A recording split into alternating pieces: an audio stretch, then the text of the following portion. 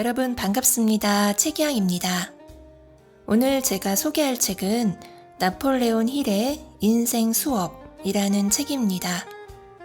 나폴레온 힐은 너무나도 유명한 분이시죠.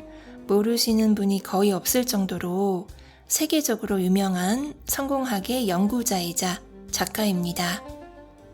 지금은 세상을 떠나셨지만 남기신 작품들이 아직까지도 전 세계 사람들에게 사랑받고 있습니다. 작가에 대해서 잠시 간단하게 소개를 하겠습니다.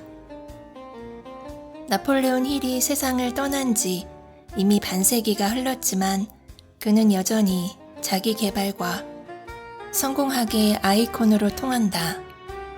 기자였던 나폴레온 힐은 철강왕 앤드류 카네기를 만나면서 인생의 터닝 포인트를 맞는다. 그는 카네기의 제안으로 누구라도 쉽게 실천할 수 있는 성공 원리를 발견하기 위한 대장정을 시작한다. 1908년부터 20년간 앤드류 카네기가 건네준 성공한 기업가 507명을 직접 인터뷰하여 성공의 원리를 정리한 끝에 20세기 최고의 성공 철학서로 평가받는 Think and Grow Rich를 집필하게 된다. 그는 다양한 강연, 저술 활동을 통해서 미국을 비롯해 전 세계적으로 성공학 거장의 반열에 오른다. 앤드류 카네기, 토머스 에디슨, 헨리 포드 등 세계 최대 거부들의 경험이 그가 성공학의 대가가 되는 원천이 되었다. 네, 여기까지 나폴레온 힐에 대해서 간단하게 소개를 해드렸고요.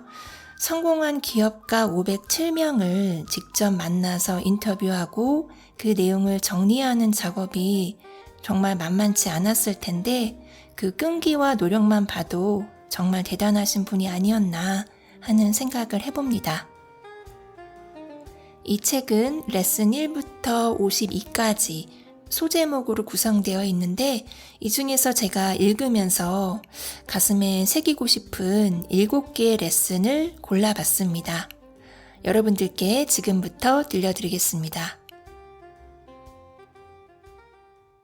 첫 번째, 내 삶을 타인에게 맡기지 마라. 인간은 평생 성적표를 받으며 살아간다. 학창 시절에는 물론 어른이 되어서도 항상 세상이 정해놓은 기준에 따라 점수가 매겨진 성적표를 받는다. 어떤 대학을 나왔는지, 좋은 직업을 가졌는지, 얼마나 돈이 많은지, 남보다 높은 지위에 있는지, 모든 것을 다른 사람과 비교하며 산다. 남보다 더 많은 돈을 벌고 더 높은 지위에 오르는 것만이 행복해지는 것이라 믿는 것이다. 그런데 곰곰이 생각해보자.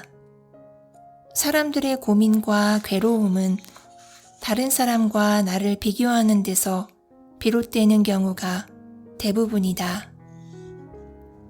내가 가진 것이 다른 사람에 비해 부족하지 않은데도 나보다 더 많이 가진 사람을 보면 불안하고 조바심이 난다.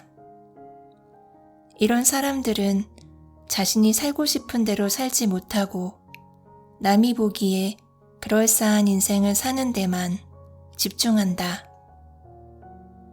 세상이 만들어 놓은 기준에 얽매이다. 자기 삶의 주체성을 잃어버리는 것이다.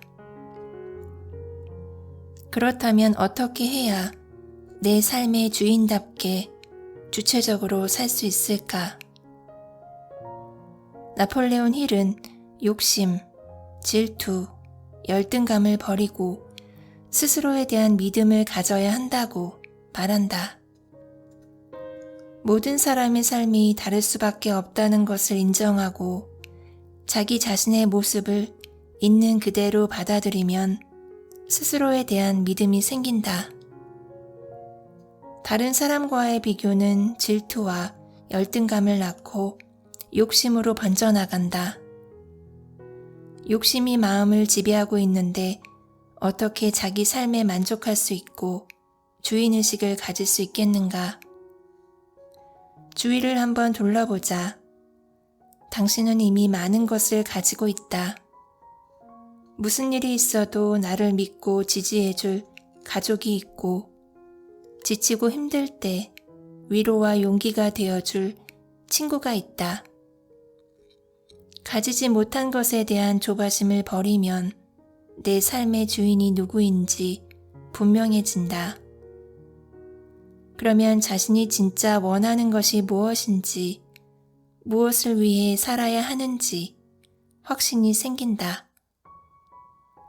더 이상 남이 주는 성적표에 연연하지 말자. 내 삶을 평가할 수 있는 유일한 사람은 바로 나다. 나의 평가를 더 이상 타인에게 맡기지 마라. 두 번째, 베풀지 않을수록 더 가난해진다. 지금까지 우리는 나누고 베풀며 살아야 한다는 말을 수없이 들어왔다. 그런데 한편으론 베푸는 사람에게 도대체 무슨 이득이 있는지 의문이 들 때가 있다. 받는 사람이야 좋겠지만 주는 사람에게는 무엇이 남는다는 말인가?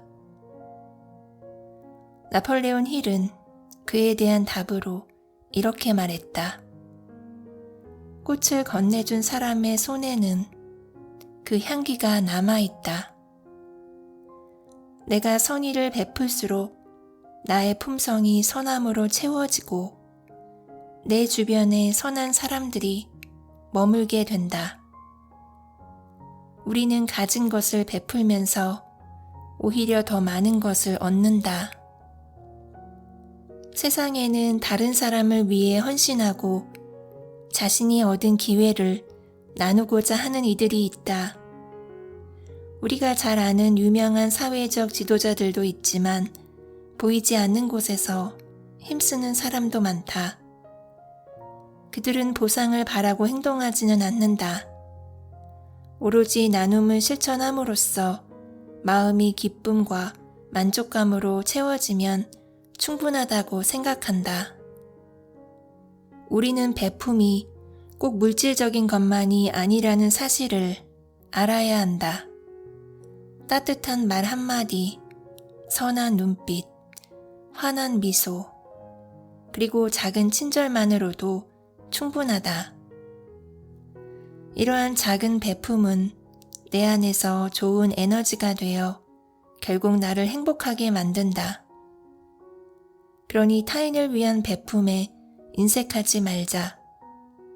결국은 모두 나를 위한 행동이라고 믿자. 나폴레온 힐은 거기서 한 걸음 더 나아가길 권한다. 타인을 위해 베푸는 행위도 중요하지만 다른 이의 베품을 받는 것도 두려워하지 않아야 한다는 것이다. 혹시 남의 도움을 받을 때 민폐를 끼쳤다고 여기는 편이라면 이제 그 죄책감을 내려놓자. 사람들이 서로 나누며 베풀고 또 그 도움이 내게 돌아와서 기꺼이 받을 수 있을 때 그 사회는 건강한 사회이며 앞으로도 지속적으로 발전할 수 있다. 다른 이에게 무언가를 받았다면 그 이상으로 베풀도록 노력하자.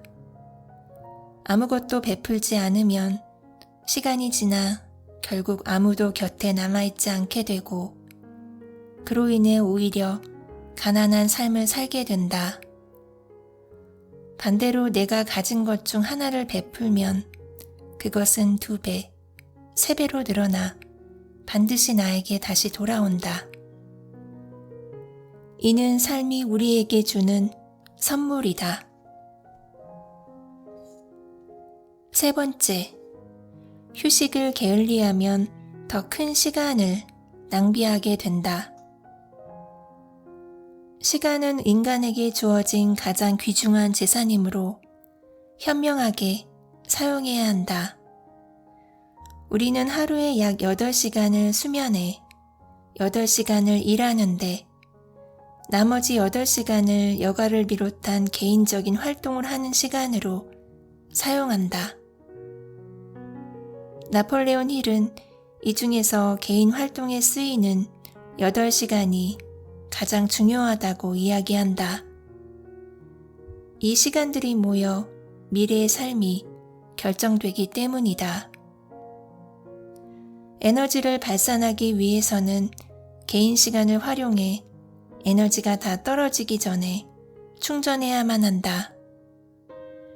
효율적인 업무를 위해서도 휴식도 필요하다는 의미다. 우리는 일을 하면서 매 순간 에너지를 소비한다. 매일 우리에게 지워지는 의무를 다하기 위해서는 가끔 의무에서 벗어날 필요가 있다. 이런 사실을 무시한 채 무작정 앞만 바라보고 달리다가는 끔찍한 일이 벌어진다.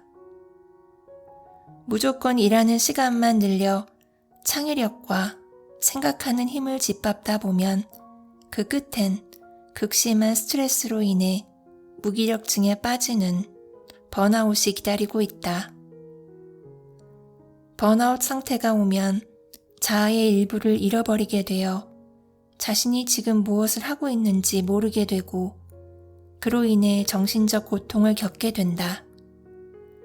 더 나아가서 모든 일에 무기력해지고 의욕이 사라져 삶의 목적마저 잃어버릴 수 있다. 따라서 우리는 마음의 귀를 기울여 적절한 시기에 적절한 행동을 취해야 한다. 휴식이 필요하다고 우리 몸이 신호를 보낼 때 모르는 척 넘겨서는 안 된다.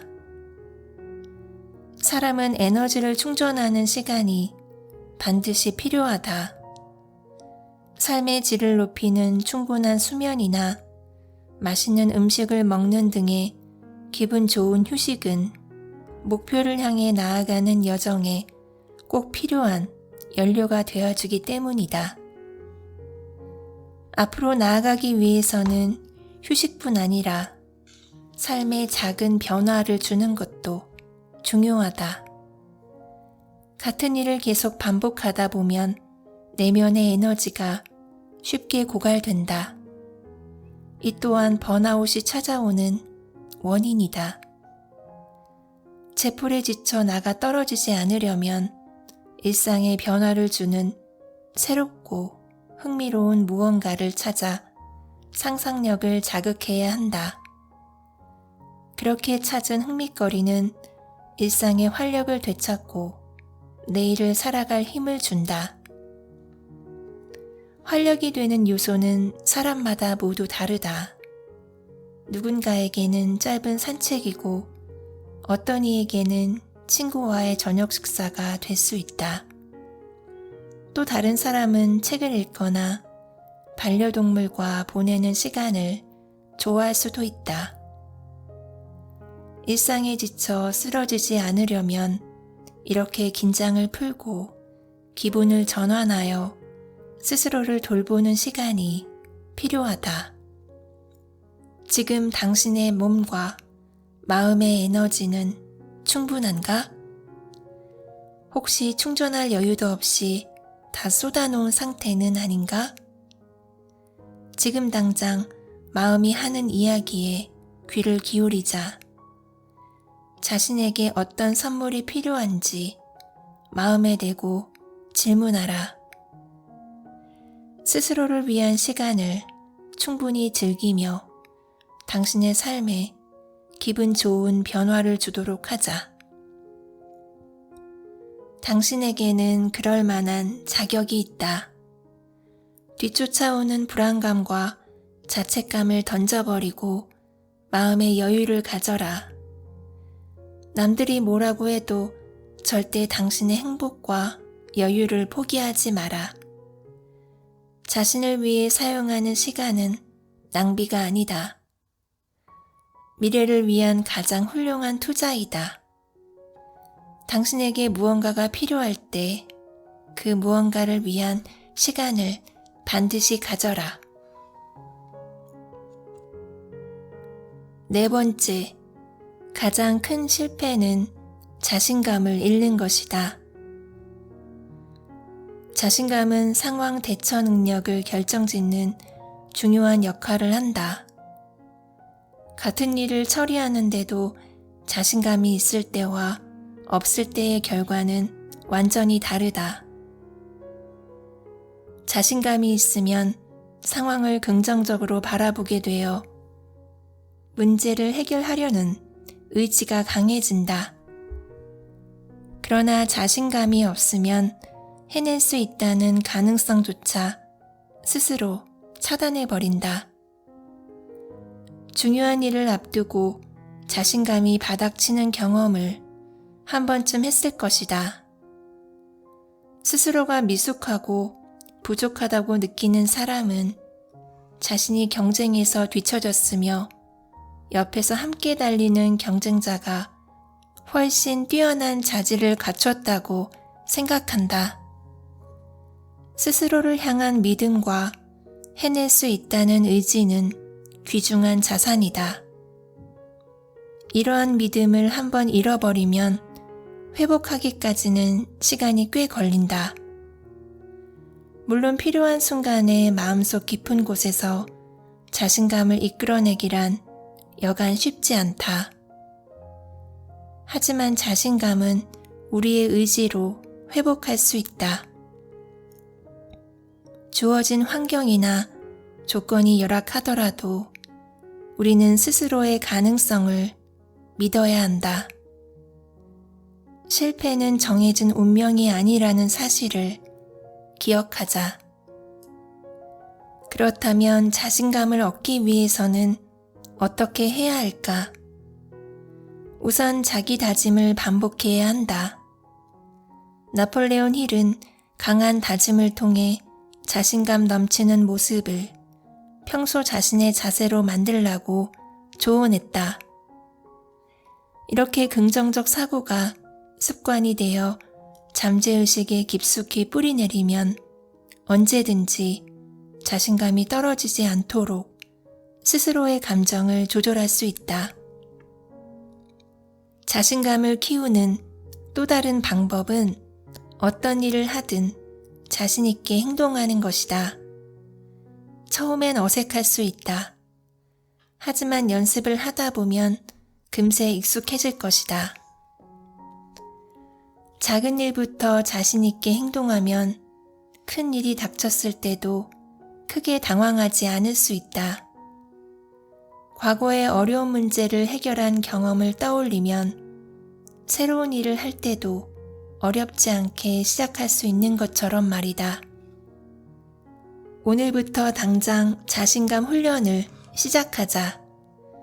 어떤 역경이 다가와도 극복할 수 있다고 다짐하고 눈앞에 놓인 작은 일부터 자신 있게 시작해보자. 가느다란 거미줄이 모여 단단한 밧줄을 만든다. 자신감이 절대적으로 필요한 순간이 오면 그동안 노력한 것들이 분명 빛을 발할 것이다. 다섯 번째, 열매를 얻으려면 밭을 가꾸어야 한다. 기회는 받아들일 준비가 된 사람에게 저절로 찾아온다. 문제는 찾아온 기회를 놓치지 않을 준비가 충분히 되어 있는가에 있다. 우리의 의식을 비옥한 토양으로 가꿔 놓지 않으면 오랫동안 기다린 소중한 기회가 찾아오더라도 열매를 맺을 수 없다. 우연히 훌륭한 생각의 씨앗이 날아와 뿌리를 내리더라도 방치되어 있던 메마른 땅에서는 열매를 맺지 못하고 시들어버린다.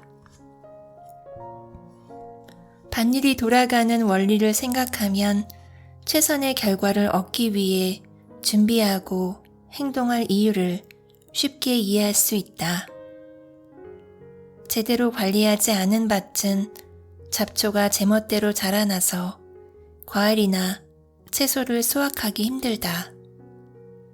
원하는 만큼의 수확을 얻고 싶다면 정성스레 잡초도 뽑고 고랑도 갈아야 한다.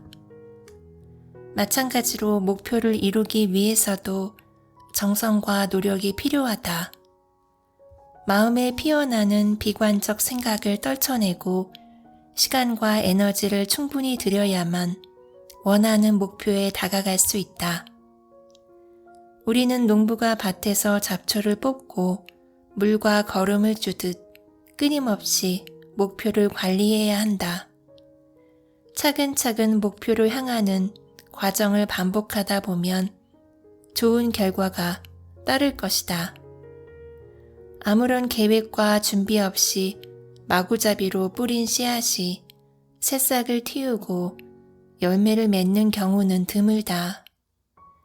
하지만 계절에 맞춰 정성스레 심은 씨앗은 건강하게 자라 탐스러운 열매를 맺는다. 6번째, 독서는 삶의 내비게이션이다. 책에는 다양한 사람들의 이야기가 등장한다. 읽는 사람은 그 속에서 배울 점과 주의해야 할 점들을 깨우치며 자신이 나아갈 길을 정할 수 있다. 특히 성공하는 사람은 책을 꾸준히 읽으며 자신의 미래를 꿈꾸고 상상한 대로 이루어지게 만들겠다고 다짐한다. 3년 동안 매일 30분씩 꾸준히 한 분야의 책을 읽으면 지역사회에 이름을 떨치게 된다는 말이 있다.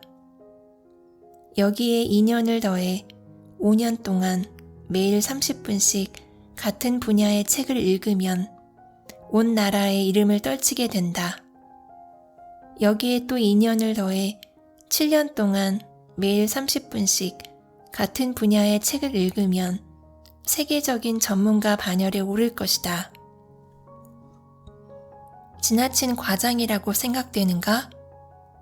하지만 이는 과장이 아니다. 실제로 행동해 본 사람이 적어서 사실로 느껴지지 않을 뿐이다.